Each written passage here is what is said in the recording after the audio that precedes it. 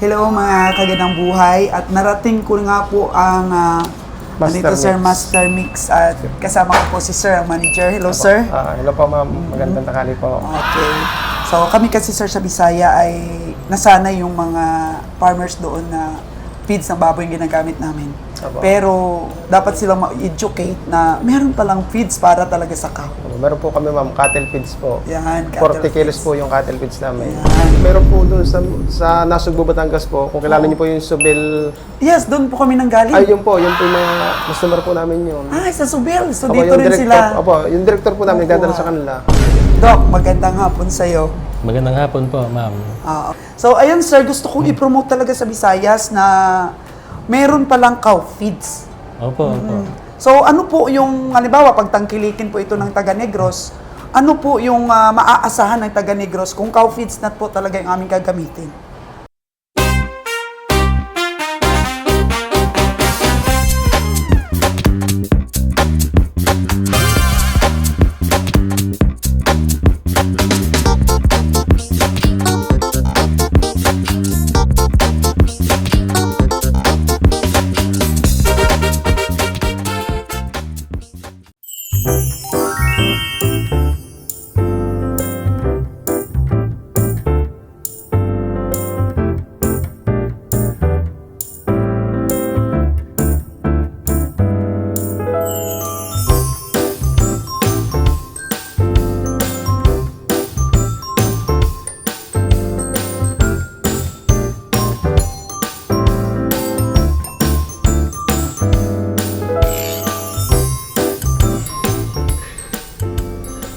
Dito po tayo sa budiga ng Master Mix.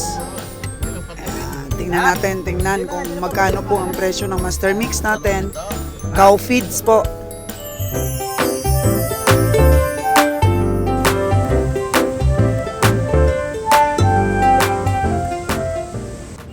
Ito po mga kagandang buhay. Babayad po si Kabiyang Timmy ng 5 sako ng Master Mix. Subok lang po muna kung magkano po ang presyo. At the same time, tanungin po natin kung may discount pa pag voluman, mga kagandang buhay.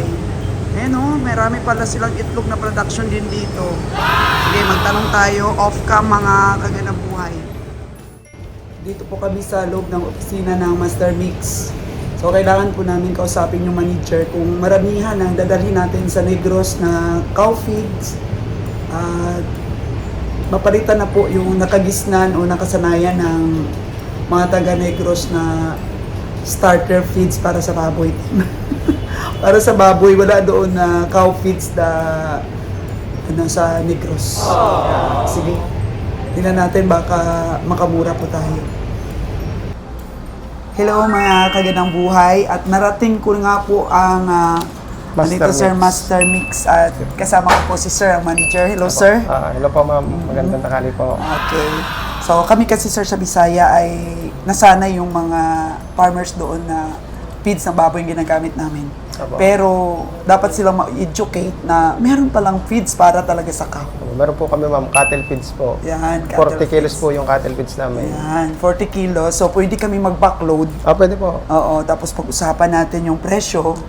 At siyempre kung mas mura yun, tatangkilikin yun ng ating Yung mga pong amin dito farmers. meron po doon sa Nasugbu, Batangas po, kung kilala niyo po yung Subil. Yes, doon po kami nanggaling. Ay, yun po yung mga customer po namin yun. Ay, sa Subil. So Apo, dito yung rin director, sila. Apo, yung director po namin, Opo, nagdadala sa kanila. Ay, wow. So yan ay Order subok po na sila subok. ay mga 60 bags. Wow. So, Apo. ito po yung subukan namin. Apo, Tapos, Yung amin siyempre, naman po- ninegosyohin natin yan. yung amin naman pong feeds mga kung po yung mga premium quality po. Yung mga raw materials po namin mga good quality po, mga class A. Kaya mas maganda sigurado po ang feeds.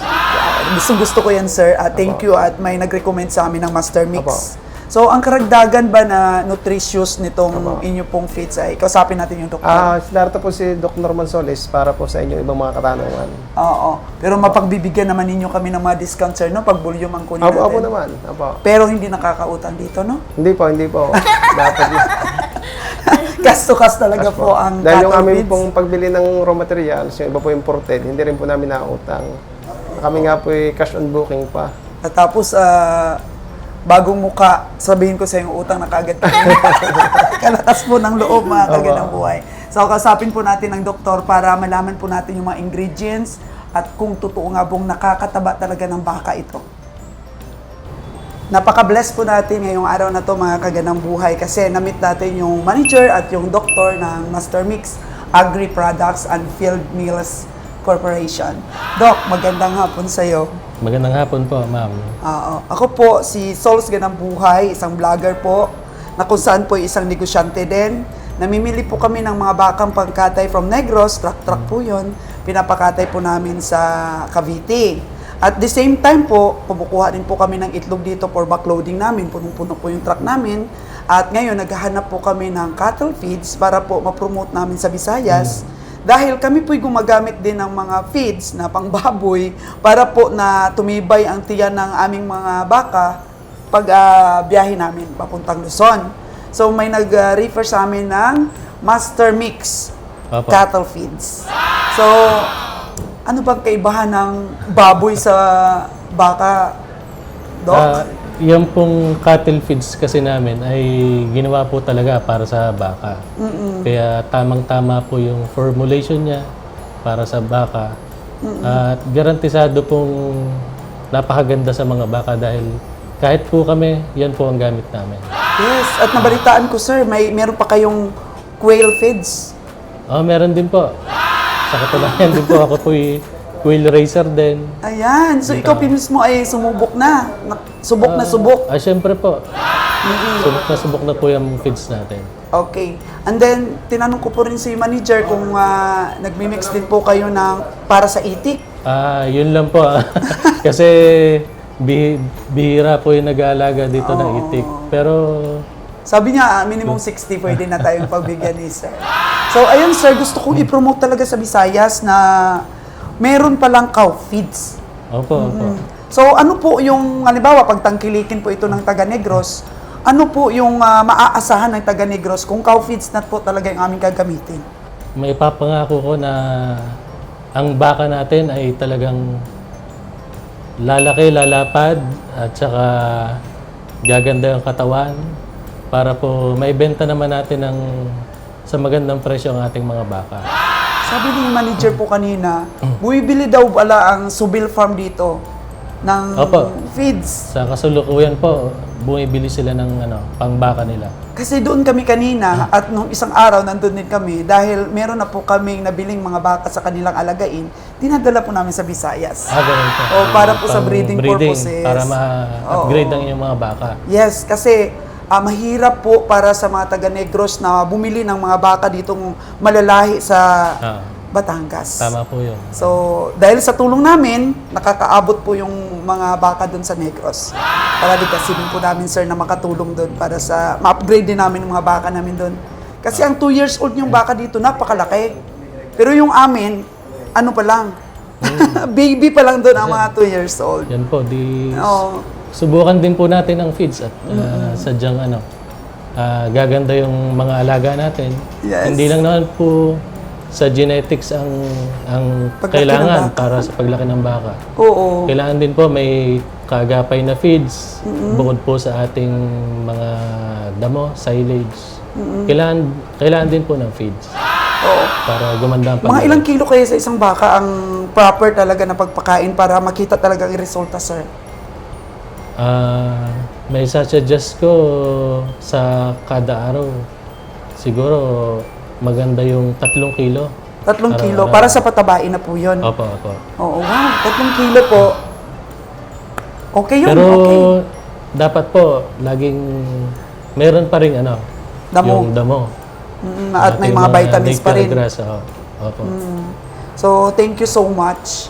At bigyan mo kami ng ideas. And then, tulungan po ako dito sa inyong manager kung magkano po yung presyo, mga kaganaboy. Announce ko na lang po yan. And thank you so much, Doc. At na-meet namin ang Master Mix. So, pwede po kami magkarga ng isang load. Yan. So, dagdagan ko lang po ng quail feeds para po sa agriculturist ko na anak. Kakapasalan niya, Doc. Congratulations.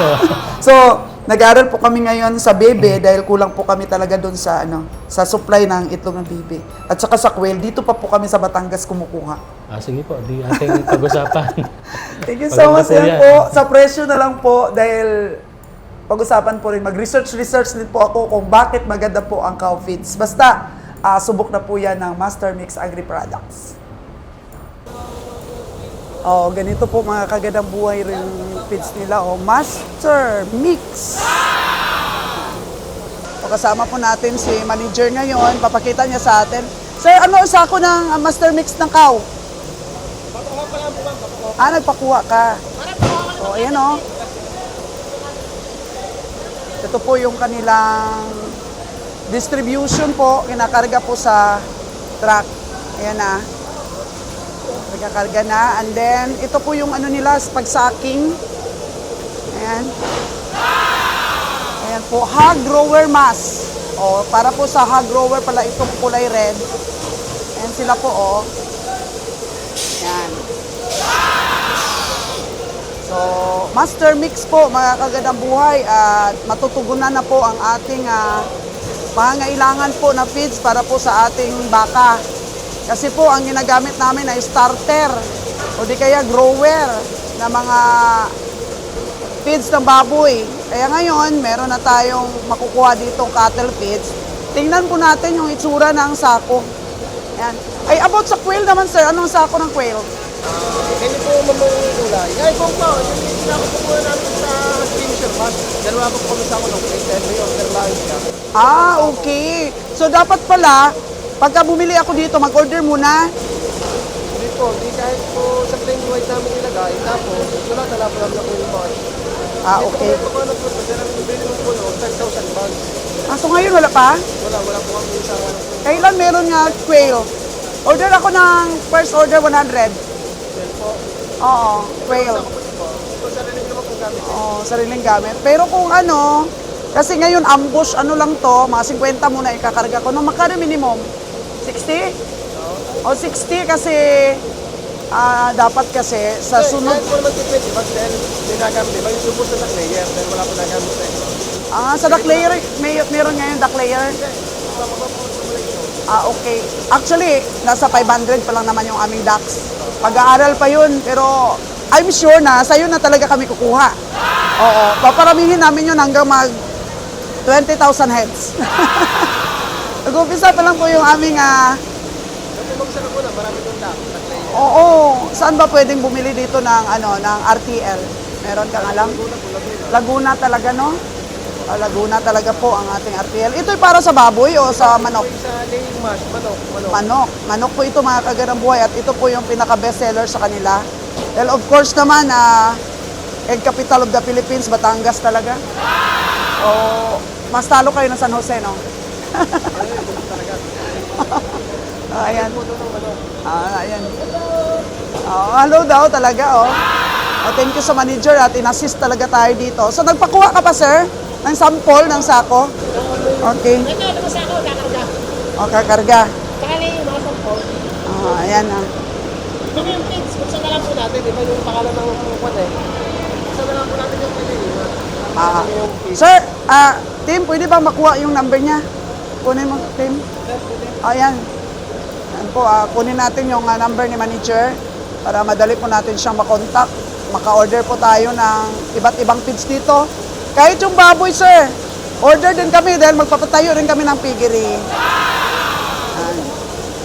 Kompleto po sila dito sa Master Mix at ito po subok na ng iba't ibang mga farm dito. Lalo na po yung Sobel natin.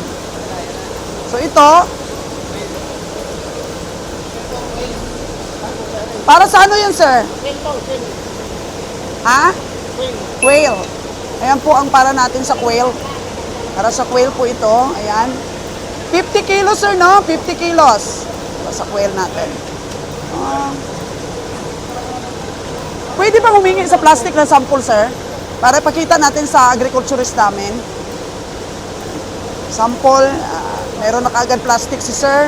Para makita ni Ron kaagad, mga kagandang buhay, order tayo ng 100 sack kaagad.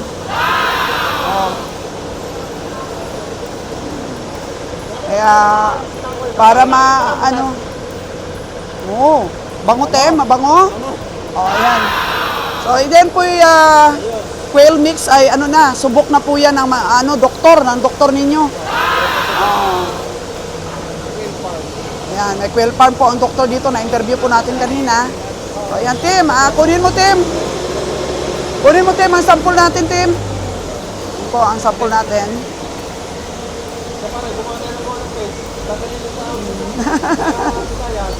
Pwede ka nang sumama doon sa Bisaya, mag-market tayo doon.